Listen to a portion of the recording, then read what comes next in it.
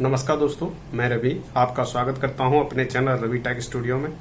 जो भी दोस्त नए हैं जो इस वीडियो को देख रहे हैं, please do subscribe to my channel and don't forget to press the bell icon.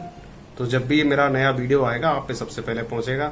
जो फ्रेंड पहले से जुड़े हुए हैं प्लीज इस वीडियो को ज्यादा से ज्यादा फेसबुक ग्रुप्स में शेयर करें।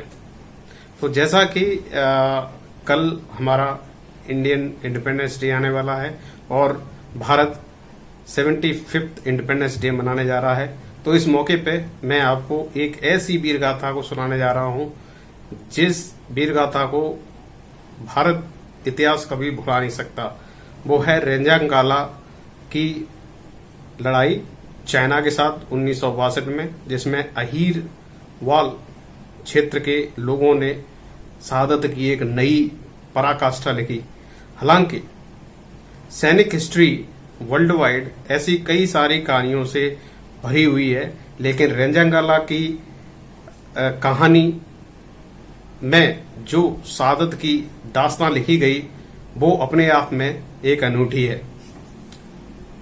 ये बात है 1962 की, राइट। नवंबर 1962 में रेंजांगाला पे चाइना ने अटैक किया। ये टाइम था 18 नवंबर 1962 और वहां लद्दाख की ऊंची ऊंची पहाड़ियों पे, जहां औसतन ऊंचाई 18,000 फीट है, उस ऊंचाई पर 13th कुमाऊं रेजिमेंट के 124 वीर जवान मोर्चा संभाले हुए थे, जिसकी लीडरशिप मेजर शैतान सिंह के हाथ में थी। उन वीर जवानों की परीक्षा की घड़ी 17 नवंबर की रात को आई, जब तेज आंधी और तूफान में उन 124 वीर जवानों का उनकी बटालियन से संपर्क टूट गया। जब बटालियन से संपर्क टूट गया, इसी घड़ी में चाइना ने सुबह 4 बजे वहां पे अटैक कर दिया और ये लड़ाई होती रही। और ऐसी विषम परिस्थितियों में जहां हमारे पास आधुनिक हथियार भी नहीं थे और जस्ट 124 वीर जवान वहां पे मोर्चा संभाले हुए थे, नजदीकी पहाड़ियों पे मोर्चा लिए हुए अन्य भारतीय जवानों को इस ऐतिहासिक लड़ाई की भनक तक नहीं लगी कि हो क्या रहा है। उन 124 जवानों ने सुबह तक मोर्चा संभाले रहे। इस लड़ाई में 114 वीर जवान वीर गति को प्राप्त हुए। तो इस लड़ाई की एक विशेष खासियत ये थी कि जहां चाइना ऐसी ऊंची ऊंची पहाड़ियों, ऐसी टेरेन से पूरी तरह से ट्रेंड था और वो पहले से इसकी ट्रेनिंग लिए हुए थे, वहीं इन 13th कुमाऊं की जो चार्ली कंपनी जिसको इस मोर्चे पर रखा गया था, ये मैदानी इलाकों से गई थी और उनके लिए ये टेरेन कंप्लीटली प्रतिकूल थी। दूसरी ओर जहां चाइना पूरी तैयारी के साथ इस युद्ध में आया था और हमारे यहाँ तत्कालीन गवर्नमेंट, पंडित जवाहरलाल नेहरू की गवर्नमेंट हिंदी चीनी भाई के गाना सुनने में ही मशगूल थी। उनके इवन जो डिफेंस मिनिस्टर थे, उनने अपनी डिफेंस बजट को भी कम कर दिया था। उनका यह मानना था कि अब हमारी पड़ोसियों के साथ कभी भी लड़ाई नहीं होगी और सारी लीडरशिप हिंदी चीनी भाई का गाना अलापती रही और पीछे से चाइना ने अटैक कर दिया। तो जब वहां पे अटैक हुआ तो हालत ये थी कि हमारे पास में प्रॉपर एम्यूनेशन नहीं था, वहां तक एम्यूनेशन सप्लाई पहुंचाने का प्रॉपर वे भी नहीं था, क्योंकि इतना इंफ्रास्ट्रक्चर हमारा डेवलप भी नहीं था वहां पे बॉर्डर एरिया पे। तो जितनी भी एम्यूनेशन उसके पास से था, जैसे 303 राइफल उस समय हम यूज कर रहे थे, जो कि बहुत ही ओल्ड है और उससे ज्यादा एक बार में एक गोली चला सकते थे। तो सैनिकों के पास जब तक गोली रही उनने डटकर सामना किया।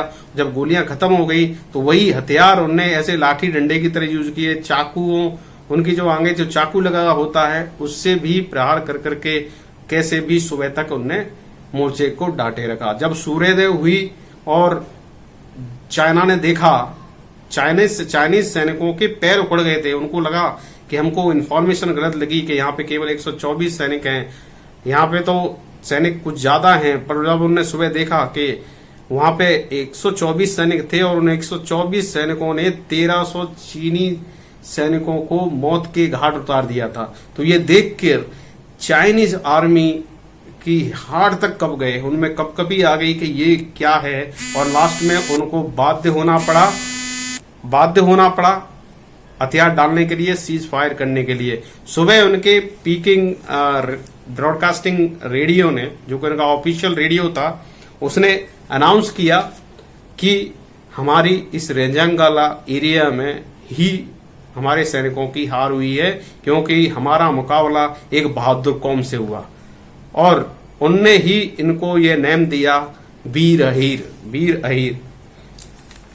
तो रेंजांगाला में जब इतने सैनिक मारे गए, 114 सैनिकों ने 1300 सैनिकों को मौत के घाट उतारा, तो अपने आप में ये एक शहादत की एक ऐसा हिस्ट्री लिख के चला गया जिसे जन्मों जन्मों तक हम भुला नहीं सकते। उन वीर जवानों का हमारे ऊपर बहुत बड़ा एहसान है। ऑफिशियली भारत को वहां कोई जीत नसीब नहीं हुई थी, पर सामरिक रूप से जो रेंजांगाला का जो टेरेन था, उस पे चाइनीज आर्मी को उन्हें आगे बढ़ने दिया।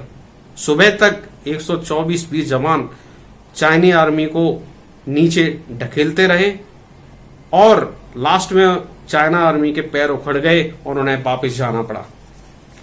तो इस पूरी लड़ाई में उस company commander major Shaitan Singh को भी वीरगति प्राप्त हुई। तो जब सेना मेडल बढ़ रहे थे, तो मेजर शैतान सिंह को मरणोपरांत परमवीर चक्र से नवाजा गया। उसके अलावा 8 वीर सैनिकों को वीर चक्र, 4 को सेना मेडल और 1 को मेंशन इन डिस्पैच का सम्मान दिया गया। इस 40 कंपनी के बटालियन के सीईओ को अति विशिष्ट सेवा मेडल से नवाजा गया। इंडियन आर्मी की हिस्ट्री में अभी तक ऐसी कोई बटालियन नहीं हुई जिसको इतने सारे मेडल मिले हों एक बार में। तो ये अपने आप में एक अचंभे की बात थी। तत्कालीन राष्ट्रपति ने जब इनकी वीरता को देखा, तो उनने 40 कंपनी का दोबारा गठन करने की सोची, और उस 40 कंपनी को दोबारा से गठित किया गया, और उस कंपनी का नाम अब दिया गया है रेंजांगाला कंपनी। रेंजांगाला कंपनी के नाम से वो कंपनी चल रही है। तो उसमें जो मरने वाले 114 जवानों में जो मेजॉरिटी जो बंदे थे, वो हरियाणा और राजस्थान के वीर अहीर थे, जो कि कुमाऊं रेजिमेंट में काम कर रहे थे। आज भी अगर हम कुमाऊं रेजिमेंट का स्ट्रक्चर देखें, तो उसमें अराउंड 65% लोग कुमाऊं से हैं, और रेस्ट ऑफ द लोग यादव हैं उसमें, जो अहीर हैं, जो कुमाऊं रेजिमेंट के लिए काम कर रहे हैं। और अभी हम देख रहे हैं तत्कालीन अहीर रेजिमेंट की मांग बढ़ रही है, और सरकार को उसको पारित करना पड़ेगा। अहीर रेजिमेंट भी होनी चाहिए, क्योंकि ये बहुत पुरानी मांग है। फॉर एग्जाम्पल, अगर कल को कोई कहेगा कि नहीं, ये तो अपनी जाति विशेष के लिए एक रेजिमेंट की मांग कर रहे हैं, इससे पहले भी जाति विशेष के लिए कई सारी रेजिमेंट बन चुकी हैं, जिसमें जाट रेजिमेंट है, सिख रेजिमेंट है, राजपूताना रेजिमेंट है, गढ़वाली गोरखा रेजिमेंट है। तो सबके लिए अपनी अपनी रेजिमेंट है। मेन पर्पस है देश फर्स्ट, राष्ट्र फर्स्ट और राष्ट्र हित फर्स्ट। उसके लिए अहीर जाने जाते हैं। तो 114 जवानों में 80 जवान अहीर थे। उनने अपनी परम वीरता को दिखाया और उस मोर्चे को संभाल के रखा, और सामरिक रूप से महत्वपूर्ण रेंजांगाला पहाड़ी को चाइना के हाथों में जाने नहीं दिया। तो इस सिलसिले में 2 शहीद स्मारक बने। एक शहीद स्मारक रेंजांगाला की ओरिजिनल जगह पर है, दूसरा रेवाड़ी हरियाणा में शहीद स्मारक बना, जहां पे लोग जाते हैं और इन वीरों को नमन करते हैं। तो ये लड़ाई अपने आप में एक महान थी। युद्ध की शहादत की वो पराकाष्ठा जिसे हमें हमारी यंग जनरेशन को जब सोचे उस सर्कमस्टेंस को जहां पर वो सैनिक लड़े, हमारी रूह तक कांप जाए। वहां पे उन्होंने अति वीरता का प्रदर्शन किया। हमें गर्व है और हम सल्यूट करते हैं हमारे पुरखों को, उन वीर जवानों को जिनने चाइना को दांतों चने दले चने जमाने को मजबूर कर दिया, और उनको लास्ट में सीज फायर का अनाउंस करना पड़ा। सीज फायर का अनाउंस, इसके बाद लड़ाई रुक गई। तो ये थी दास्तां वीर जवानों की, और हमें उन्हें हमेशा याद रखना चाहिए। तो जय यादव, जय माधव, जय भारत। आज के लिए इतना ही, मिलता हूं अगले अपडेट में एक नई कहानी के साथ। तब तक के लिए नमस्कार, जय भारत, वंदे मातरम।